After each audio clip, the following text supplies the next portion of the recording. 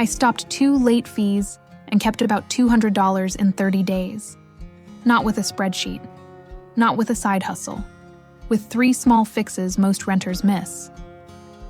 By the end of this video, you'll know exactly how to protect your rent and keep about $200 this month. Here are the 3 mistakes. Number 1, keeping all your money in one pile.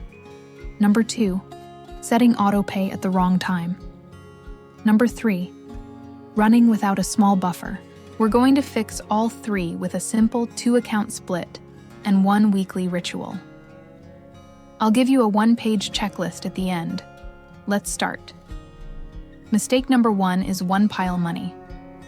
When rent and groceries live together, every coffee feels like a crime, and late fees sneak in. I learned that the hard way. My mental math lied at midnight, and my rent paid the price. The fix is simple. 2 accounts with clear jobs. Bills pays your home. Spend covers daily life. Bills means rent, power, internet, phone, and subscriptions. That's it. Spend means groceries, gas, pharmacy, and fun. That's it.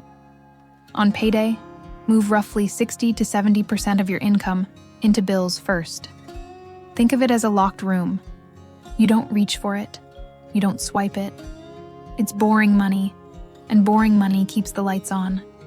The rest stays in spend, where you can see the real number you're allowed to touch.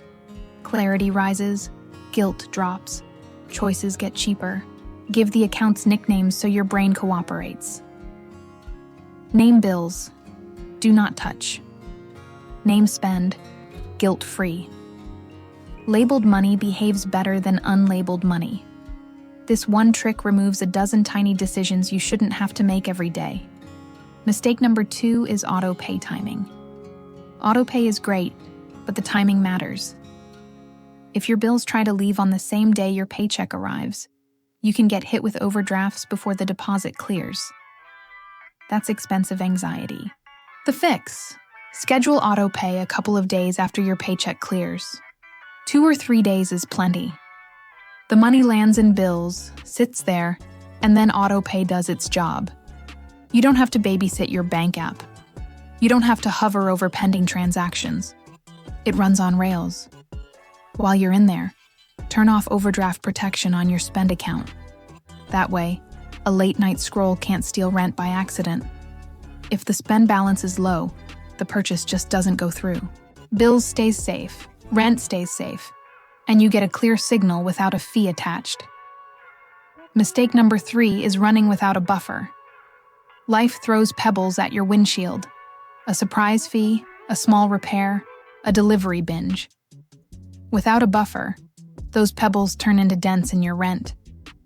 The fix is a tiny weekly ritual I call the Friday pocket check. Every Friday, move whatever is left from delivery temptations or extra spend into your bills buffer. It takes 1 minute and turns bad luck into a small shrug. Over time, aim for a buffer worth about half a month of rent sitting in bills. You won't build it in a week? That's fine. Feed it with the Friday pocket check, refunds, and small windfalls.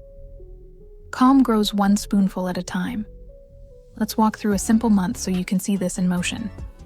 Meet Alex, a renter with take-home pay around $2,000. Rent is about $900. Power and internet together are about $150. Phone is $60. Subscriptions are $40. Bills need roughly $1,150 this month. On payday, Alex moves a little more than that into bills to start a tiny buffer, and leaves the rest in spend. Before the split, Alex mixed rent with daily swipes and paid late fees twice in a month. After the split, late fees vanish, rent goes out on time, and that leftover delivery habit shrinks because the real spend number is obvious. Between fees avoided and small choices shifted to home cooking, Alex keeps around $200 that used to evaporate. Same person, new lanes, calm and paid. You might be thinking, I'm paid once a month. This won't fit. It will. Split inside the same month. Pay a big bill or card in 2 halves. One on day 1 and one on day 15. It's the same total, but your money goes to work earlier, and week 3 gets quieter. Or maybe your income is irregular. In that case, don't pick a fixed percent. Pick a fixed order. Every deposit, send bills first, even if it's a small transfer. Then operate spend from what remains. The habit matters more than the math on day 1. Over time, your pattern smooths out because your process is consistent.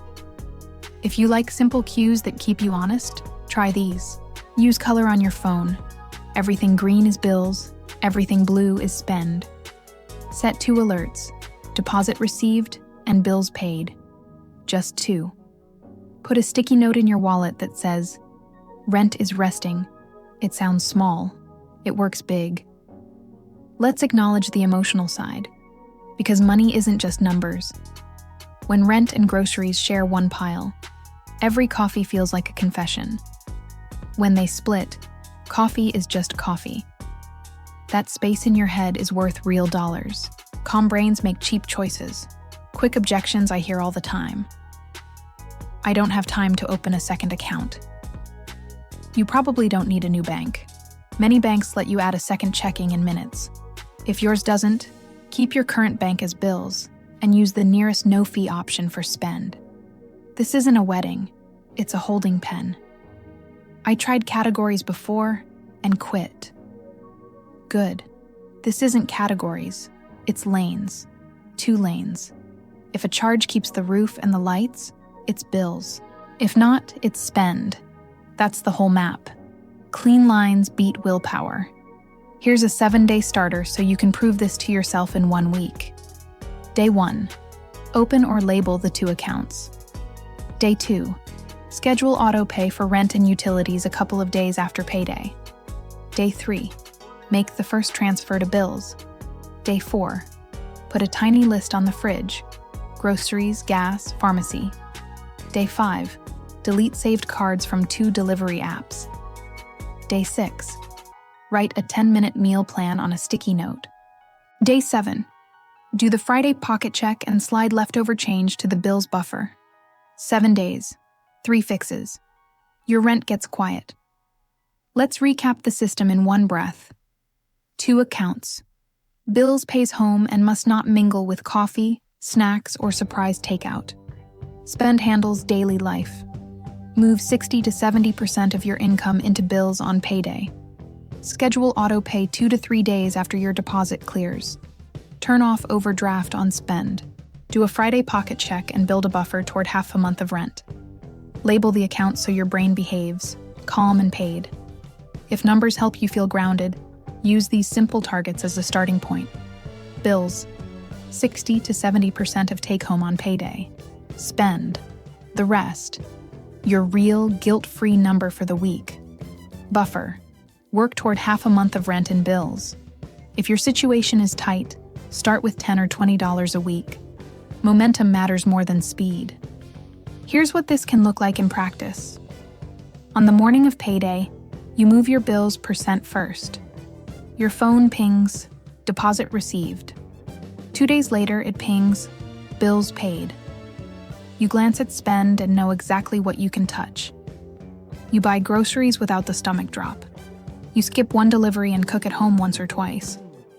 Friday, you move whatever's left. Maybe it's $12, maybe it's $40, into bills. Your buffer grows. Your shoulders drop. If you live with roommates or a partner, keep it simple. Agree on what counts as bills. Put those on autopay from the bills account. Then let each person's spend be free inside the weekly number. Fewer speeches, fewer fights, more clarity. A tiny shared calendar with rent day and 2 card dates keeps everyone honest without texts at midnight. I want to leave you with 3 short lines so you can carry this in your head. Bills untouchable. Spend guilt-free. Autopay after the deposit clears. Say it once more. Bills untouchable.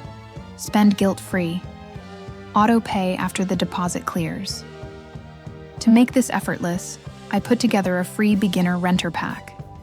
It has a 1-page checklist, a simple template for the 2 accounts, and a mini calendar guide. Print it, or save it to your phone. Walk one paycheck through it and watch the stress drop. I'm Airy Money. I've stood in a kitchen with a stack of envelopes and a sinking feeling.